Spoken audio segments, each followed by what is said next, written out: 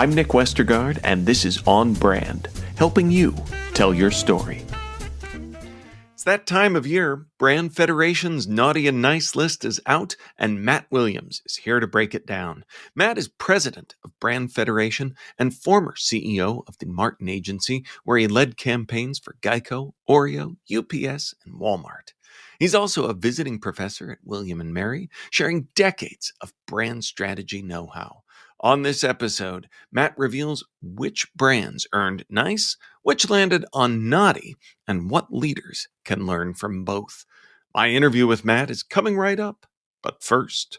You enjoy podcasts. We know because you're listening to one. Hi, I'm Jason Falls, the executive producer of the Marketing Podcast Network. We love podcasts too, so much so that in addition to providing you with a great episode you're listening to, we also help businesses, brands, and even individuals produce their podcasts. MPN Studios offers podcast consulting and production services to help you get you or your business its very own podcast. We've helped dozens of smart people, advertising agencies, and brands develop podcasts. All you do is record your content or interview. We take that and deliver a professionally produced audio or video episode complete with show notes, transcriptions, and even promotional clips to use on social media. And our monthly subscription prices are hard to beat.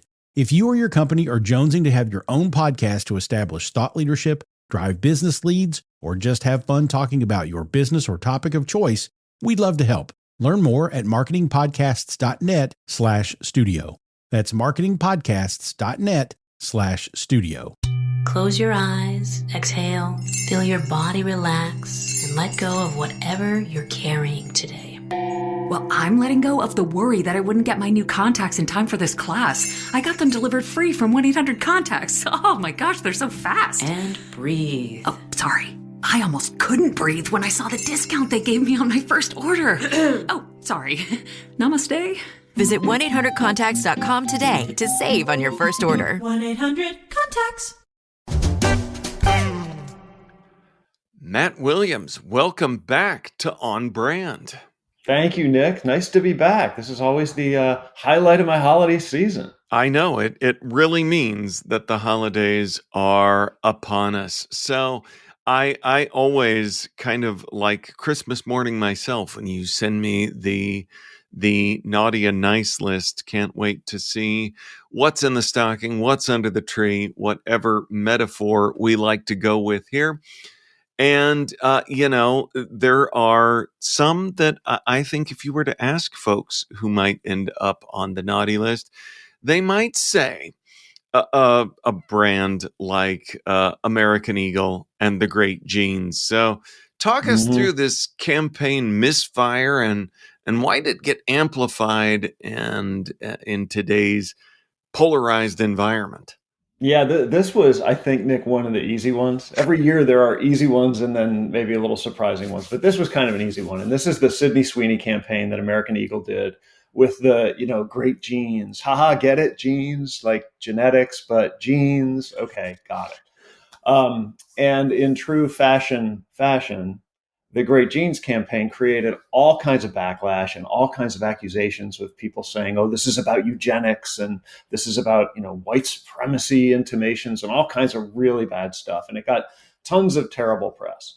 And what's interesting about it, Nick, I think, is that it turns into one of those test cases for the old chestnut of, there's no such thing as bad publicity, which we at Brand Federation disagree with completely. Yeah. But in the fashion business, sometimes that holds true. And what we found was when we looked at the financial results that American Eagle saw on the heels of this controversial campaign, their sales actually took a bump. Now, the question will be whether that is kind of a sugar high that happens when controversy hits, especially in the fashion industry, or whether that has a sustainable positive effect on American Eagle's sales. We suspect it won't. We suspect it will be that kind of sugar high. When we think about the fashion business and brands that have gone through things like this, you remember the Benetton campaigns that all courted controversy where they had, people kissing with the Pope and all kinds of crazy visuals like that. Well, where's Benetton today? So the fashion industry tends to court this kind of controversy. American Eagle did it. We think it'll accrue to the long-term detriment of the brand, but time will tell. So it landed on the naughty list this year. So, keeping with the ones that, are they, um, that might have been maybe the easy ones on the list. What about Cracker Barrel? How can you do a naughty list for 2025 that doesn't have Cracker Barrel on it, right? You'd have to be sleeping through the year to not have Cracker Barrel on it. And I think Cracker Barrel is one of those brands that fell victim not to an inherently flawed strategic approach to rebranding. There's nothing wrong with what they did. There's nothing strategically wrong other than a really tone deaf approach to understanding the cultural role that Cracker Barrel plays in the lives of their audience and the broader cultural context that all brands are operating in right now. And when those two things come together the way they did for Cracker Barrel, and you don't think really hard about them as a marketer, you can end up in really, really bad places. And that's what happened with Cracker Barrel. So when they removed, they've got the old man in the rocking chair in their logo, and they cleaned up the logo, which they needed to do. That old man rocking chair logo is pretty bad, right? But in this environment where we're politicizing everything, especially for a traditional conservative brand like Cracker Barrel, who serves a traditional older conservative audience, when they do something like that, people automatically call woke and they politicize this. And Cracker Barrel, in all honesty, I think they should have seen that coming. And for them not to see that coming was a major misstep, and it really hurt them. And they lost millions and millions of dollars in their market capitalization and revenue, and it really hurt the business. And as we know, they had to go back to the old logo, which now they're going to be stuck with forever. Oh, yeah. Right? So you can't do a naughty list this year without Cracker Barrel on it. We are approaching 600 episodes of the show here, and each week have conversations, and we talk every now and then about what's one of the biggest mistakes, and I feel like the most common answer is not understanding your people, and I think that Cracker Barrel. And even though it seemed like it was the news story in the zeitgeist, but it really is hopefully an avoidable teaching moment as well. 100% agree. So look, this is going to take us back to these basic tenets of marketing that we teach students and that we all learned way back in the day when we were in school. You got to know the cultural context you're operating in. You need to know the customer context you're operating in, and you need to understand the margin for error that your brand has as a result of those things. And Cracker Barrel didn't do that. And that's basic marketing stuff. So they fell down on pretty basic stuff and really paid the price for it. So of your naughty brands, did any of the others come easily, or are we segueing into the ones that were a little more difficult? I think we're getting into some of the more interesting ones. There were some missteps this year. So the list began fairly long and we had to kind of call them down. The next one on our list was Target. And we hated putting Target on this because we're fans of Target, right? Yeah. This is a really cool store that grew up along the idea of democratizing design and bringing Michael Graves design into a discount retail environment. And, we love Target. But they landed on the naughty list because they waffled on their DEI stance, which we believe is a fundamental mistake that marketers make when their brands don't stand up for the principles that those brands are built on. And if you think about Target and its biggest brick and mortar competitor, Walmart, they serve very different customers. So back to your earlier point, right? Let's as marketers first fundamentally understand our customers. The Walmart customer tends to be a little more rural, a little older, a little more conservative, maybe a little lower income. If Walmart were to walk away from its DEI program, they're probably not going to get a giant backlash from those customers. Right. But think about the Target customer. They're completely different. A little more suburban, a little younger, a little higher income, probably a little more liberal in their political leanings, not as conservative as Walmart, certainly.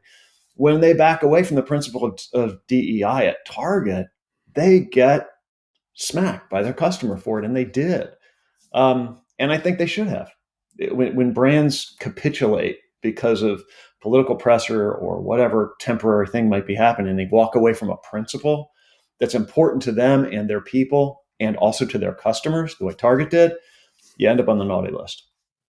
Well, and it almost seems kind of like a mirror image, certainly different customers, but coming off of just talking about Cracker Barrel, of not understanding your people and the actions that you're taking, um, doing some damage there.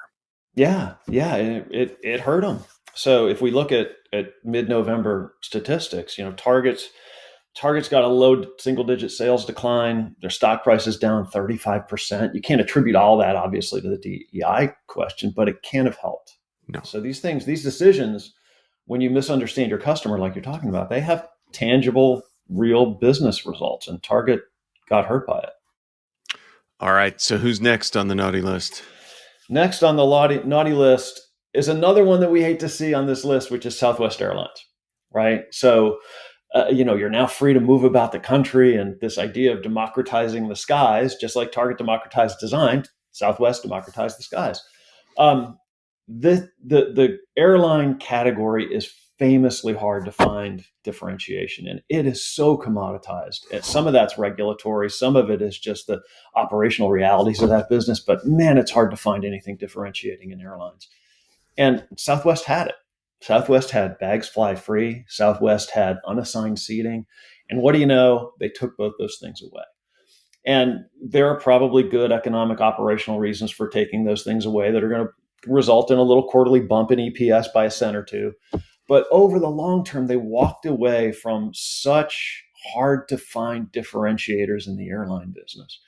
And it's going to drag them back into this kind of commoditized sea of sameness that the airline business represents, when they had these things that set them apart. We love flying Southwest. The attitude was different. The feel of the place is different. The people are different. And the features of the experience were different. I didn't have to pay for my bags. I didn't have an assigned seat. That was cool. That was all part of the experience for Southwest. And they're chipping away at differentiation, which over the long term is never a good decision for a brand, especially in a category like airlines where differentiation is so hard to find. So another one, we've had a couple of hate to see on the list. Yeah. But feel like Meta is maybe not a surprise to find on the naughty list. Mark Zuckerberg is a very talented man. I think we can all see that. He's got bajillions of dollars in the bank that kind of proves his talent. But one of his great talents is finding ways to really screw things up and to really hurt people, right? Meta has arguably done some things in the technology space that have really hurt people, mental health issues. And, that's been talked about a lot. But they this year harnessed AI to create these avatars that allowed you to interact with these AI personas the same way you and I would interact over Facebook. And what do you know? In a world where the technology is not quite ready for prime time, and we've all been victims of AI hallucination, it feels like it's almost kind of getting worse these days. The Meta AI avatars just went completely sideways, and you're having all these stories of inappropriate interactions with people and interactions that don't make sense and don't work. And Meta obviously had to very quickly back away from this program. But I think it's another notch in the belt of Mark Zuckerberg, of a guy who is amazingly good at finding ways to have technology kind of screw up people's lives. Of course, he's a billionaire despite it, but it put Meta on the naughty list. On Brand will be right back after this. You enjoy podcasts. We know because you're listening to one. Hi, I'm Jason Falls, the executive producer of the Marketing Podcast Network. We love podcasts too, so much so that in addition to providing you with a great episode you're listening to, we also help businesses, brands, and even individuals produce their podcasts. MPN Studios offers podcast consulting and production services to help you get you or your business its very own podcast. We've helped dozens of smart people, advertising agencies, and brands develop podcasts. All you do is record your content or interview. We take that and deliver a professionally produced audio or video episode, complete with show notes, transcriptions, and even promotional clips to use on social media. And our monthly subscription prices are hard to beat. If you or your company are jonesing to have your own podcast to establish thought leadership, drive business leads, or just have fun talking about your business or topic of choice, we'd love to help. Learn more at marketingpodcasts.net/studio. That's marketingpodcasts.net/studio. Introducing Meta Ray-Ban Display. the world's most advanced AI glasses. With a full color display built into the lens of the glasses, it's there when you need it and gone when you don't. Send and receive messages, translate or caption live conversations, collaborate with Meta AI, and more. Be one of the first to try Meta Ray-Ban Display. Visit meta.com/Meta Ray-Ban Display to book a demo and find your pair. Now, back to the show.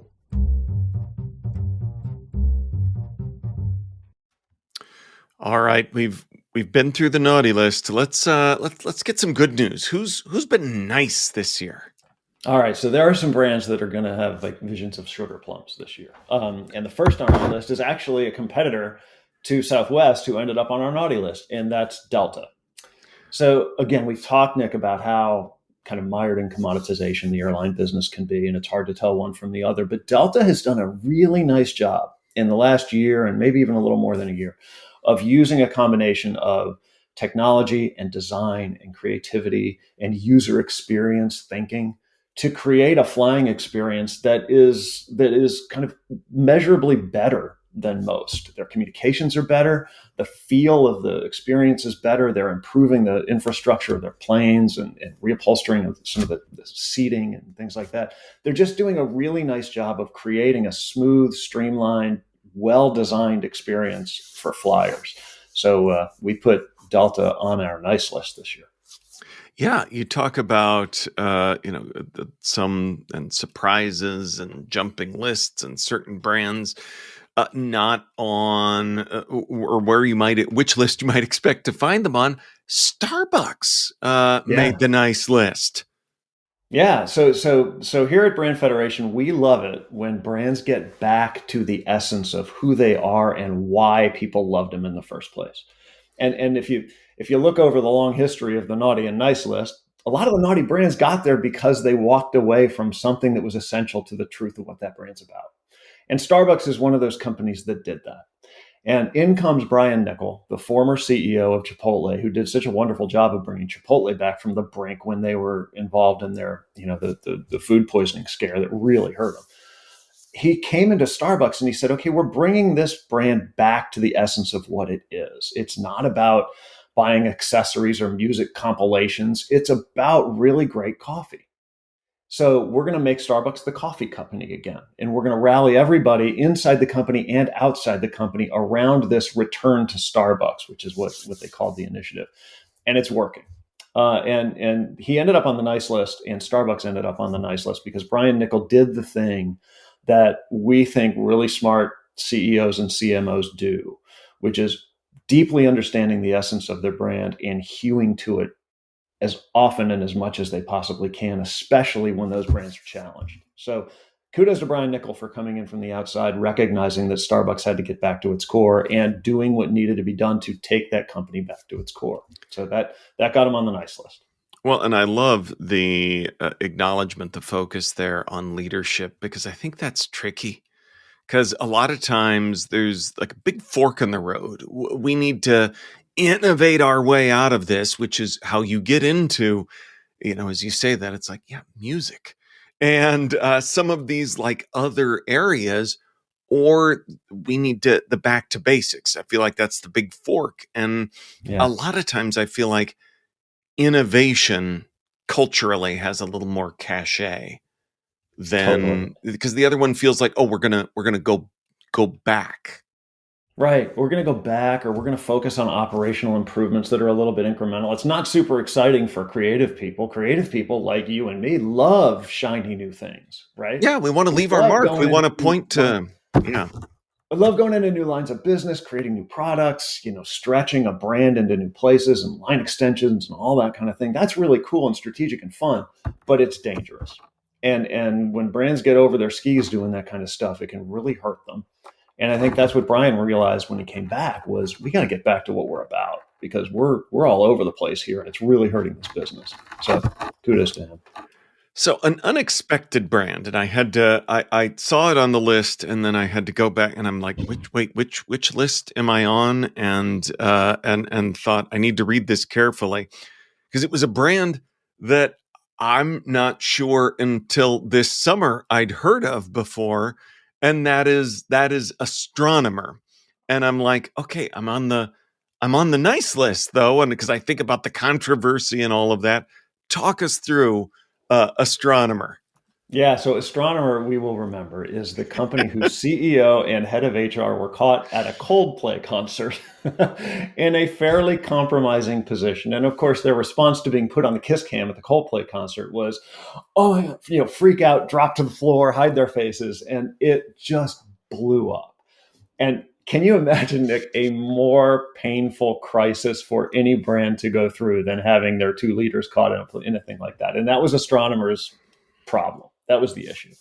And what they did to address that issue landed them on the nice list. Now, I should qualify this. The CEO and the head of HR are not on our nice list. They are super naughty and they are unemployed. The first response and their first response, those individuals was, hey, we've been like that it was the kiss cam's fault. Yeah, like this regular thing. Right. It's a beloved part of concerts and ball games. But yeah. And you're going to go to a Coldplay concert. This shouldn't surprise you. But they do this a lot. And by the way, even if you didn't end up on the screen, how smart is it for you to be kind of in public, all cuddled up, cheating on your spouses at a Coldplay show? Come on, guys. Trying to shunt the blame off to somebody else for this one's not going to work. But the company, nice. Yes. Back to the company. The company's response to this got them on the nice list. And what they did, which was so fun and interesting, their response to this crisis was to create a video using Gwyneth Paltrow. And we'll remember that Gwyneth Paltrow was married for years to Chris Martin, who's the lead singer of Coldplay, who was putting the concert on that got the kiss cam issue going in the first place. So they're going to enlist Ms. Paltrow to be on a video that's designed to answer questions people have about the situation at Astronomer. And throughout this video, she's being asked very kind of topical questions about the issue at Astronomer, the crisis at Astronomer, and her answers always go back to how wonderful the Astronomer product is, and it's hilarious. I mean, it's really, really funny. So they end up on the nice list for a culturally conscious, a self-conscious in the best way approach to dealing with a crisis. They didn't hide from it. They didn't run from it. They said, how can we creatively address this in a way that can try to turn these lemons into lemonade? And they did a really good job with it. Yeah. And I would get back to, I know we've talked about a couple times already how the no PR is bad PR, but I do get back to like brand recognition of, I didn't know who Astronomer was, and at least I don't know a whole lot more about them, but on the radar, and maybe there's something you can do with that. Exactly. So this is bad PR for Astronomer. At least it began as bad PR. Yeah. So it's not as if, look, I'm out looking for bad PR, and if I can get bad PR, awesome for me. It's okay, I got bad PR, which I never wanted in the first place. How can I handle this crisis situation in a way that can kind of flip it on its head and turn it into something good for the company? Because the company didn't make this mistake. The CEO and the HR director made this mistake as people. So what we loved about Astronomer's reaction is not that all bad PR is good PR. It's not. But taking a bad situation and turning it on its head and using it to the best of their advantage. I'm sure there's nobody at Astronomer who would wish this on anybody else. They don't want to go through this. Right. But if you're going to have to go through it, you might as well think creatively about how to try to make it work for you. And they did. Yeah, a bold swing. Yeah. Speaking of bold swings, Duolingo killing the owl. So that seems like, again, another one of those. I know how the story came out, but it's one of those that if you saw on the list and kind of a beloved brand, this could be, again, one that could land you on the other list, but ended up on the nice list. Yeah, there's so much interesting backstory to the Duolingo owl, right? So anybody who's done Duolingo has learned to love to hate the owl, right? So this snarky owl is going to bother you if you miss your Spanish lesson. He's going to come back with all kinds of really snarky, kind of smart ass comments in your feed and get you to do your lesson. And anybody who does Duolingo hates the owl, but they love the owl because the owl does what a mascot for a brand should do, which is to embody the unique relationship between that brand and its customers. And it's got an edge to it. It's got a fun to it. It makes something that can feel like drudgery, which is learning a language is tough, especially when you're old like I am. It's hard to do. But this owl kind of makes it fun and gives it a little bit of edge and a little bit of attitude. And Duolingo has done such a nice job of managing the personality of this owl. And they killed the owl this year. They didn't just kill him; they had him run over by a Cybertruck, which just gives you an idea of the kind of fun these people at Duolingo are having with this owl, and we love it. Of course, they brought him back to life because you're not going to kill the owl, but through the whole thing, they used the entire story to get Duolingo's brand and culture, get the owl back into culture, get people talking about it, and get people talking about it in a way that reflects the uniqueness of the relationship between the brand and the customer. And that's what these mascots are about. That's why the gecko for GEICO has been so successful for so long. He embodies a unique kind of relationship between the brand and its customer. And that's what the owl does. And Duolingo's managed it really well this year. Is there an easy answer to navigating that edgy and effective line? Because it seems like it's almost the line between the two lists. Yeah, I think in a way that's true, and there's an awareness that's required from it, right? Like Duolingo knows who this owl is, and they're very thoughtful about how they put him into the world. It doesn't feel like it's very thoughtful because his personality is kind of freewheeling and fun and edgy, and he's kind of he's got an attitude, but they're real thoughtful about how they do that, and there's real strategy that goes on behind that. And I know from personal experience, the same thing happens with the GEICO gecko. We're really smart about how we use him and what he's there to do and how he talks and how he engages.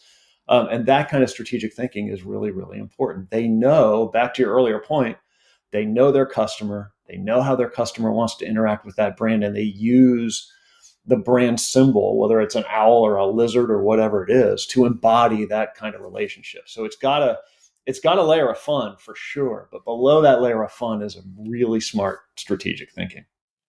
So we've made our way through both lists, but there's another list. There's a watch list. So, and I believe it is a watch list of one. So who are we watching? Santa's always checking out brands that he's not sure which list they belong on. And actually, we've had this brand on the watch list before, and we're still watching it. And it's Apple. And if you think about Apple's history, right? So they revolutionized technology by revolutionizing technology. The phone experience for Apple is vastly different than any phone experience you've ever had. The computer experience, vastly different than it. They changed fundamentally the way you interact with these devices. But they haven't done that for a while.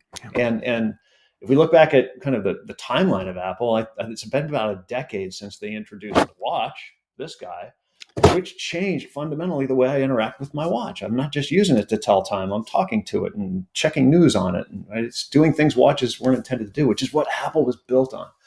10 years is a long time for a brand that's been built on that kind of disruptive innovation to not have any disruptive innovation. And what we're watching is to see whether Apple can get back into that groove of truly changing the way we interact with pieces of technology, or whether somebody's going to do it to them. And wouldn't that be the height of brand irony if somebody knocked Apple off of its tech pedestal by disrupting technology in a way that Apple never thought to?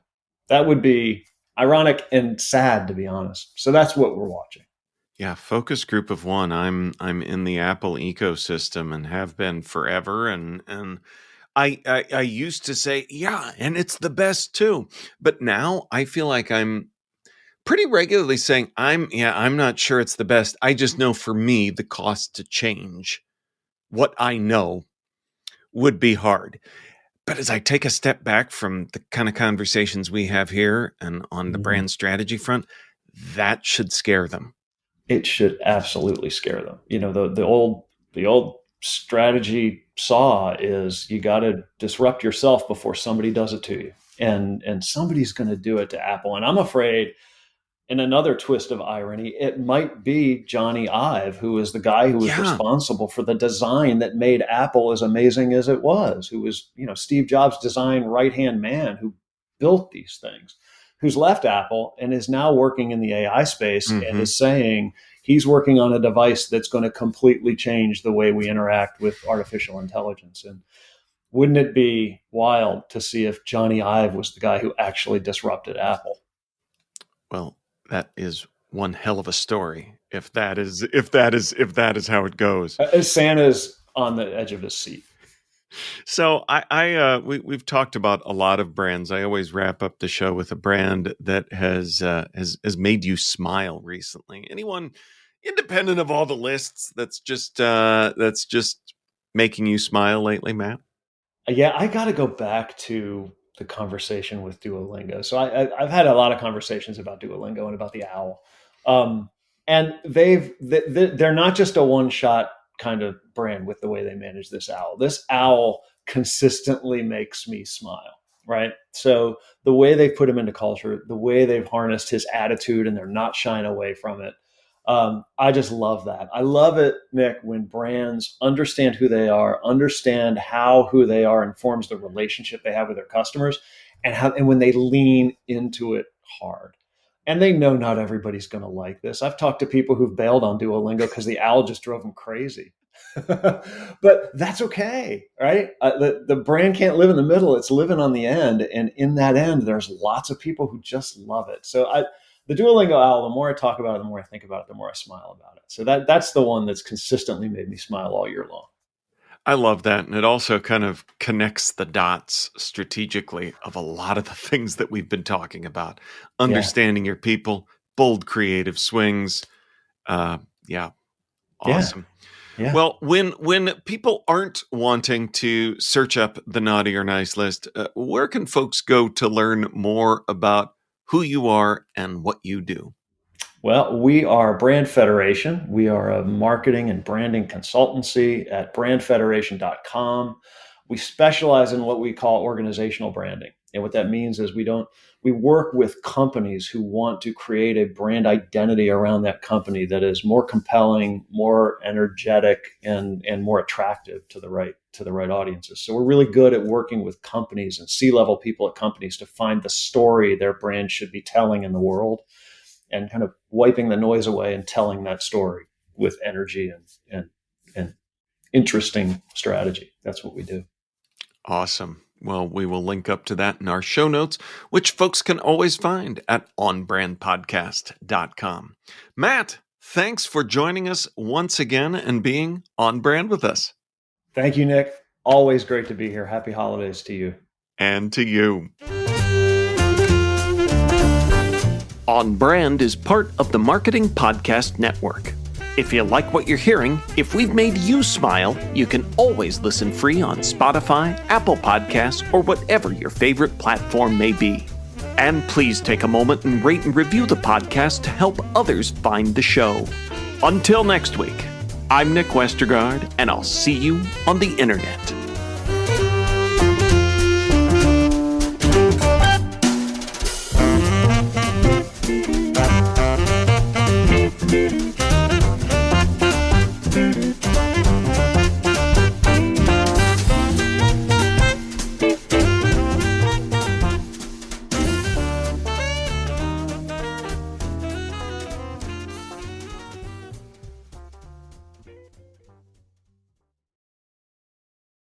You may know you're listening to this show along the Marketing Podcast Network, but did you know there are other great shows on MPN to help your business? Hennika Watkins-Porter hosts The Entrepreneurial You, empowering entrepreneurs with insights on leadership, business, and success. Hennika, tell listeners what to expect from your show. So we provide innovative business strategies and practical solutions to common entrepreneurial challenges. And where can people subscribe? Find us at hennikawatkinsporter.com, as well as the Marketing Podcast Network at marketing marketingpodcasts.net or search for it wherever you get your podcasts. You heard her. Go subscribe. This podcast is heard along the Marketing Podcast Network. For more great marketing podcasts, visit marketingpodcasts.net.